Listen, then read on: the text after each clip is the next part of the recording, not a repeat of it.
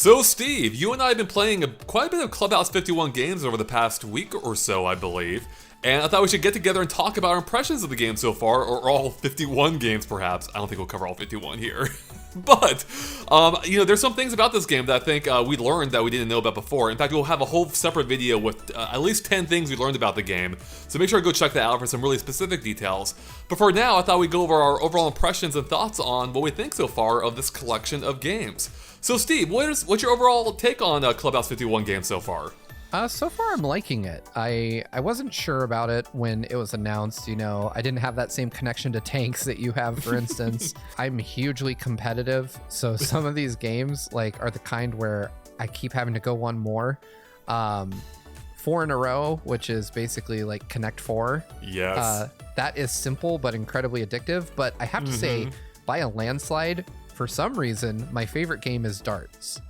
Really? Yeah, it has this motion control element to it where you hold a single Joy-Con like you would the end of a dart, and you have to kind of line it up on the screen, and you hold a button, and as you hold the button, you make a throwing motion, and that determines, how the dart flies and where it hits. And it's just incredibly addictive. It feels just close enough to the real thing that I can't get enough of it.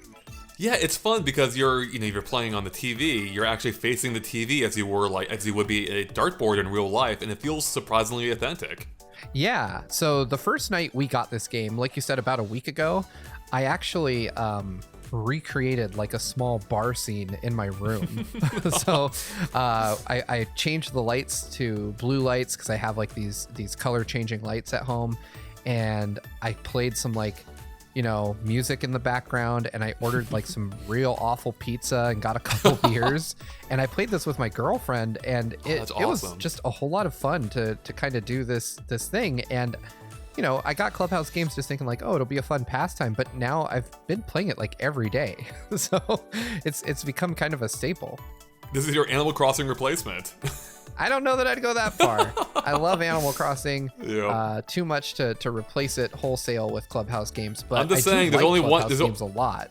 You're only playing one of these games daily right now. That's all I'm saying. I feel like this would be one of those games where if quarantine weren't a thing and I could just freely have people over, that this would be one of my staple party games that I would go to when I have company. Yeah, it's so interesting, but I think you're right. This is, in some ways, maybe the ultimate party game. It's got 51 different games in here, most of which seem to be pretty compelling. A few of them offer a few varieties of playing or different track layouts, such as in the case of slot cars, or different maps in the case of tanks. So there is a lot going on here. But before we dive too much into the nitty-gritty these overall or of these specific experiences, what's your take on the overall package in terms of presentation, feature set? What do you think of it? So Clubhouse Games flew really far under my radar for a long time. And so because of that, I kind of had this prejudice thinking that it wouldn't be a very high quality package, but it is impressive in a lot of different ways. This is quickly becoming one of my go-to party games. So I would say I am pleasantly surprised and somewhat impressed overall. It has a really clean, polished look to it. It's not overly fun, I would say, but it definitely gets the job done. And there are some cute touches to it too, like how each one of these 51 games has a little cutscene before it. Super short, where the dice will roll themselves or a tank will shoot or something. Super minor, but it just feels really polished. And each one of these games too has a tutorial, a fully voiced tutorial. I mean, it's more of an introduction, I suppose. Where these two action figures, which by the way is also your avatar. You choose an avatar in the game that's a little statue. And for these introduction videos, two of the characters will talk back and forth and kind of explain the game in a easily to digest way without going too much in the nitty gritty. And it's enough that they don't overload you, but it starts to make sense. Yeah, it's interesting how some of these games, that seem really hard to learn are explained in very simple ways. And like you said, there are some more basic games that I'd never played before that I didn't have a complete understanding of. And it does a great job of making all of them accessible, but not easy to the point where you're just going to trash your competition. Yeah, and that's kind of a good point. I've been playing this game single player primarily, whereas I think you've probably been playing mostly multiplayer. Is that right? Oh yeah, absolutely. I feel like this Yeah. is by nature, if you can manage it, it's a multiplayer game. Oh, it's definitely, 100% better as a multiplayer game, but you can play all of these against a computer too, at least the, obviously the multiplayer ones. And that's been my experience, and what's great is there are a variety of difficulty options for the computer for each of these games, and it seems to have been very fair to me so far. Like, the initial difficulty is a bit of a pushover, which is exactly what you want for when you're learning these games, but once you start cranking it up, they put up a fight. And what's really cool too is they also offer you the ability to undo a move. So if you screw up horribly in most of these games, like say chess, you can undo your last few actions if you want and retry them. And that's just a great way of, again, learning like, what's a good move, what isn't, and quickly adapting on the fly. Even if it is technically cheating, it's there to help prepare you for, when you're taking on real people too, I think. Oh yeah, absolutely. The undo move is interesting though, because I learned from experience that real people really don't like it when you do that. You can do that even in multiplayer? You can. Yeah, the thing that will limit the undo option in real life multiplayer or local multiplayer would be the fact that your friend could punch you in the arm anytime you do it. So there'll be a built-in limiter, I imagine. No, I mean, there's a surprising amount of detail in here because, like, not only do they make it look as if you're playing these games on, like, on a real life surface, like a table or whatever it may be, but there's background details too, like nothing crazy, but like you can see, like, I don't know, a cup of coffee when you're playing slot cars, for instance, just sitting there for some reason. Yeah, and there's a variety of environments you'll encounter as you play through these games. They didn't just reuse one and call it a day. It's really surprising how much effort they went to make these games feel authentic.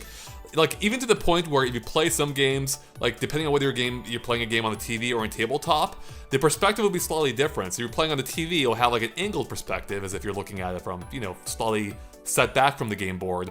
Whereas when you're playing in tabletop mode, like against a friend, for instance, it'll give you a direct top-down view. So you have a better, feel, so neither player has an advantage on, based on their perspective. And that's, like, it's really the small touches here. Like, it's surprising how much polish there is for a game with 51 plus different things available to play. Yeah, it's really, truly kind of crazy how nice these games look. And you look at the type of game it is, and you look at the price, and you think it's just like a simple budget title with a low amount of effort. But nothing could be further from the truth. This has your telltale, like, Nintendo level of quality. Yeah, it does. And there's still some games I haven't played, but by and large, everything just feels really good. And I do agree, like what you said, I've played a few games in tabletop mode, and I've really, really enjoyed them so far. Yeah, so have you been playing mostly with the touchscreen when in handheld form or tabletop form? It's funny because I'm the type of person that does not like using my Switch's touchscreen. Oh, no. But I feel like it's more appropriate for this game. It is, absolutely. And yeah. So yeah, when it's a tabletop game that supports touch controls, I just take the Joy-Con off and put the Switch directly on the table, and we play that way. So did you play air hockey with the tabletop form? I played it both with Joy-Con and in tabletop form, and what's your preference? Way better with touch controls. It is, right? Yeah, especially when you're, I can only imagine, especially when you're facing an opponent literally on the other side of the screen or table as it would be in real life. Oh yeah, it's easily one of the most immersive of the games because of the nature of it. No, I agree. That feels really good. The sound effects are convincing. The physics feel right. The only thing I was thinking that they could add to it is if you could feel like a vibration when when the puck hits a side or something. Obviously, there's none built into the Switch itself, but wonder if you connect the Joy-Cons to it, if you can play that way in tabletop with the Joy-Cons connected, they could add a rumble. I don't know. It's a minor detail. One thing that I kind of want to point out is, this is something we probably haven't talked about since 1-2 Switch. But the rumble effects on this game are really good. It's good. Yeah. What are you thinking specifically? So the example that got me was playing 4 in a row, and I was playing it with a Joy-Con, and I could feel the checkers kind of sliding down into the. I mean, what do you even call the board for Connect 4? Oh God, I have no idea. Yeah. The thing. The honeycomb. Yeah, when the checkers would slide down, I would feel it kind of slowly make its way down the Joy-Con as well. Yeah, no, it really does stand out here. Like, I think it's in Yahtzee, or what do they call it here? Yacht dice. Yes. You actually have the option to shake the Joy-Con as much as you want. You shake this bowl of dice, and it feels good. You can feel each individual dice, rolling around in that bowl, and that feels great. Similarly, it's a little weird but kind of cool when you play the bowling in this game, which is a little bit reminiscent of Wii Sports Bowling. I'm sure we'll get into that soon. You can actually feel the texture of the lane as your ball's rolling along it before it, of course, hits the pins. And that's actually pretty neat. Like, it's weird, but it's neat. I feel like bowling in Clubhouse Games is this weird, like, it's an approximation of Wii Sports Bowling, and I haven't decided yet if it feels better or worse than Wii Bowling. Like, I'm still kind of torn on that one. I will weigh in on this then, and this is as one who's only played a few rounds by myself, so it's possible my opinion will change. I would go out there and say it's worse. It's not as forgiving. I think part of it is because I think what it is I'm trying to treat it like Wii Sports Bowling, where you grip the ball with the B button or the trigger, and then you actually throw the ball and you release the trigger to throw the ball. In this one, you don't. You actually just follow through all the way, which I guess is simpler, but for one who grew up with Wii Sports, it feels weird to not have that control, that option to let go of the ball when I choose to. And it feels more limited too. You can't roll the ball behind you anymore. I don't think you can hop into another lane, like if you throw it too hard. And it felt more, I want to say sensitive, but that's not the right word. It feels, I guess, maybe less sensitive, where I would roll what I thought was a normal pace, but then the ball just shoots off, like at a far greater speed than I thought I'd roll it at.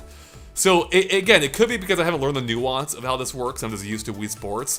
But my take is not as intuitive quite as Wii Sports is, even though it is arguably simpler because you don't have to worry about the timing of the release. But I liked having that control before.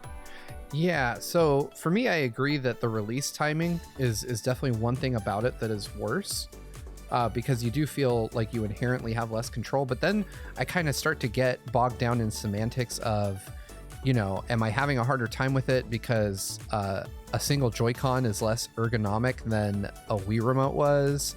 Mm-hmm.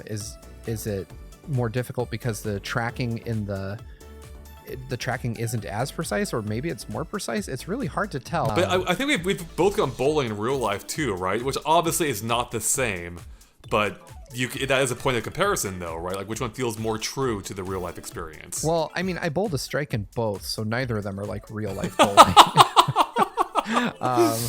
So that's a little hard for me, because I'm a terrible actual bowler. I'm a halfway decent Wii Sports bowler and a semi okay Clubhouse Games bowler.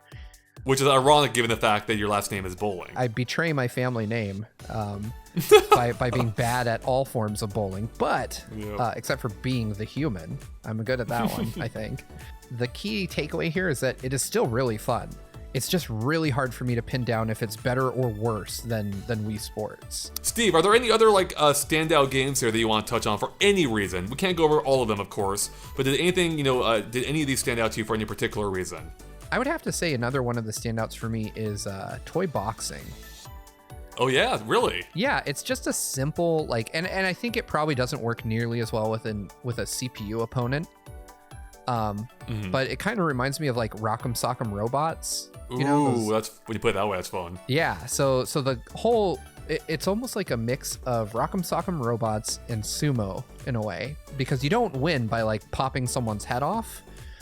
Instead, you win by pushing them out of the arena, and whoever either punches someone out of the arena or punches their opponent further away from the center by the end of I want to say it's a 30-second timer, but whoever punches them further out from the center wins the bout. And it's just it's one of those ones that takes zero skill and zero effort, but I would say it's the one that has me trying to run it back more often than most of the other games. I'm always like, one more, let's go. It's basically tug of war, right? Yeah, in essence. We have to talk about tanks. Obviously, the moment I saw that in the trailer, I'm like, my god, We Play Tanks is back. And I was super excited for this. But then I was a little bit disappointed, Steve, to discover this isn't quite We Play Tanks. This is more Super Mario Party Tanks than anything else.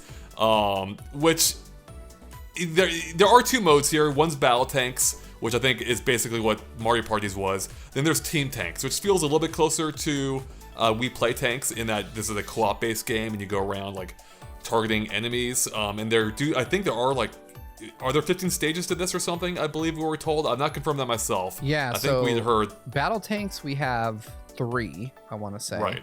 And then I think we have a significantly larger number in team tanks, which I have played only once, so I'm not sure that I have the. I didn't check the number.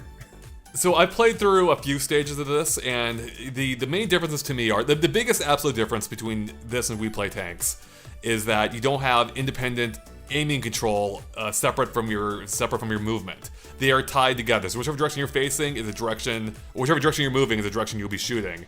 And that's a pretty significant change. But beyond that too, the arenas feel a little bit smaller, and they don't feel just as well thought out. Or maybe it's not even that. It's more like the AI is just they just seem to be idiots across the board. Whereas they were just evil geniuses in We Play We Play Tanks. Where I don't know what kind of like routines they were running there, but it was like some like HAL level stuff from Space Odyssey 2001. To be fair, I might be able to crank up the difficulty, so maybe I should play around with that a little bit more. But yeah, like this is it's fun, but it's not We Play Tanks. I just want to get that out there. So I enjoy my time. Like I'm sure it'd be fun with multiplayer, but yeah, it's not quite what I was hoping for. So. How about you, Steve? Anything else stood out to you about this the games here? See, as far as the rest of the games, I did play an interesting one last night, and I think it's called Nine Men Morris. I'm trying. Oh yeah. And it's apparently an old Roman game, and you have basically each player has 9. Let's just call them marbles, and you're on a board where you have set circular slots that you can put stuff into, and the whole idea is you get 3 of your marbles together in a straight line, and that's called a mill. And when you create a mill, you can remove one of your opponent's marbles. You know, the whole point is to whittle them down to just 2 so that they can no longer create a mill of their own and take out any of your players. And at first I was like, I hate this game. I was trying to play through each one though for the review because you know, that's our job. And I was initially like, I can't stand this. And the first game that I played took like, I want to say maybe 10, 15 minutes because I didn't understand it. And so I was moving around the board, you know, and finally I discovered like, okay, you know, the best way to do this is to, you know, just try to move one out of a mill and then back into it so you can get the maximum amount of kills as they were. But the game completely evolves once you're down to just 3 marbles left, because now instead of moving one space at a time, you can teleport anywhere on the board. So nothing is safe anymore. Like you have to move to just constantly block. And it got to the point where both my opponent and I had 3 left. And so we're desperately trying to score that last kill on each other. And it became super tense. So it kind of shifted my whole opinion of the game really dramatically during just the last few minutes of it. And it's a game I'd never heard of before. So it was really cool to play something, 1, that I didn't even know existed, and 2, to find out that it was actually fun. Yeah. And there are still games out there that are on this list that I've never touched. There's one that feels like kind of a unique take on Battleship. I wish I could remember the name. I think it has something to do with hit in the name. Oh yeah, I know what you mean. Yeah, that one's tough. Yeah, that one's tough too. Like you have to select the right color of object and then the right position too, and it'll only tell you if you got one of them right. So you get like a white peg if you got one right, and you get a red peg if you actually got both and landed a hit. Hit and blow, by the way, is what it's called. Hit and blow, right. So not the best name. But hit and blow is really interesting. And it sounds kind of like, the description makes it sound like it's Battleship, but it is very different from that. It just shares. Well, it's a single player Battleship too, I believe. Yeah, essentially. I mean, you can play it 2-player. Oh, can you? Yeah, I didn't know yeah. that. So the way it works in 2-player is you just alternate turns. So like I do mine, and then my opponent gets to see what I got right and what I got wrong, and then they kind of adjust based on that, and then I adjust based on what they learned. But yeah, I played it 2-player last night, and it was really fun. You know, I don't know that it'll be like a go-to, but it's still a solid game on the list. That's kind of what's fun about this too, is that there's so many games. There are undoubtedly going to be a fair amount here that you haven't played before. And one such game for me was Hare in the Hounds, or Hare and Hounds. And this game seems impossible at first, where the idea is you're playing as there's two sides, being the Hare and the Hounds. I believe it is a 2-player game. Yeah. In fact, I know it is. And the idea is one player is as the Hounds, you're trying to close in on the rabbit, but the rabbit has more movement options each turn, so they can't move as, they only have one, but they can move in directions that the Hounds can't. The Hounds can't move backwards, for instance. And that's really interesting because at first it seems impossible until you start learning the mechanics, as the Hounds at least, where you can understand how you can start boxing in the Hare. And the game does a good job of explaining the concepts to you. And again, the rewind feature is essential to, or for me at least, or really helping me understand how to play this game. And yeah, there are a few others like that in here too. I haven't tried them all myself, but yeah, it's just been really neat to discover some of these games. Including some games that I thought were new that weren't necessarily, like Last Card, which is just generic Uno and is awesome. Is there anything about Clubhouse 51 that you wish that you were hoping for that you haven't gotten here, or anything that stood out to you as not being positive, I suppose? Playing online, you don't have the option to back out of a game. So if you accidentally choose the wrong one, you're stuck. You just can't get out. You have to play through it, or you have to quit the game and start over. Disconnect, go to your Switch menu and close the game. So that I think is a major oversight. Even when you're playing with friends, just to clarify. Right, yeah. So I've only played with friends, because when you're playing a pre-release game, it's really hard to find randoms, it turns out. So yeah, playing with friends, you can't just say, hey, I don't like this game, we picked a bad one, I'm out, and start a new game. That option's not there, which seems just so weird. It's kind of funny that your complaint, because my complaint's a little bit similar in that I was looking at what how the which games are available for 2, 3, and 4 players, because the games available changes for each one. And if you choose a 3-player game or any number of players, first off, you have to have Joy-Cons to play them. So you can play using a Pro Controller for 1 player, but I believe for anything beyond that, you need to use Joy-Cons.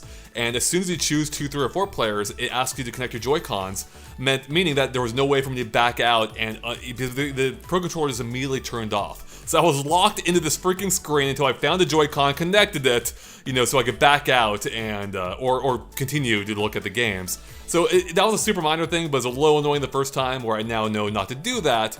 But also is a little annoying too that you need Joy-Cons to play multiplayer, instead of taking advantage of any Pro Controllers you may have. Right. It seems silly that they disable the Pro Controller once you're up more than 1 player, because I ran into the same thing as well. Yeah, the only games that can't use a Pro Controller for are the ones that need motion, which I think is darts, bowling, and there was one other that I'm not thinking of at the moment. Oh, the shooting game too, which is basically like the Wii Play one as well. Right. Another thing is that I feel like they could do better to have more games that scale up to 4 players. Just because I feel like if this is a game that kind of bills itself as a party game and is designed for people to gather around and play, limiting that to just 2 folks is kind of silly, especially in games that definitely could support 4 people, like bowling. Yeah, that one's the most baffling one. So I haven't been able to look at the full 4-player game selection yet, for at least when you're playing on the same screen. But I know that if you're playing on the TV, for instance, there are only 3 games available if you're playing with 3 people, and that seems weird. If 51 options, only 3 of them work with 3 people on the same screen. Now, I'm sure there's more if you have multiple screens, because some of these games wouldn't work on the same screen, like card games, for instance. But yeah, it does make me wish maybe there was a slightly better balance there, as you were saying. Again, bowling is just a completely baffling omission. Because yeah, or golf too, I assume, or fishing. Why aren't those 3-player, right? So yeah, there are some more games here that should be compatible with 3 players than there are, I feel like. Yeah, absolutely. It's just strange. Yep, I think you hit on it there. So Steve, any final points you want to bring up before we wrap up our discussion, our surprisingly in-depth discussion? I know, right? I don't think I have anything else. Just like we kind of hinted at and alluded to throughout the video, there's a lot more content coming. We have a great Treehouse video coming up. We have some cool stuff that you didn't know about the game. So check those out if you're curious, and we'll have a full review coming soon. That's right. I think about covers it. So, yeah, thanks for sitting down with me, Steve, to discuss your impressions so far. And thanks to all of you for watching our impressions. So let us know what you thought of Clubhouse 51 games so far in the description below. I should be calling it, what is it, Clubhouse 51? I can't remember the full title I think now. it's Clubhouse Games 51 something. Worldwide Classics. Oh my god, I will never get used to that name. Anyways, with that, yeah, thank you for watching. Comment below. Click like, subscribe, you know the deal. We'll catch you later with our full review and tons more coverage coming up. See you guys. Bye.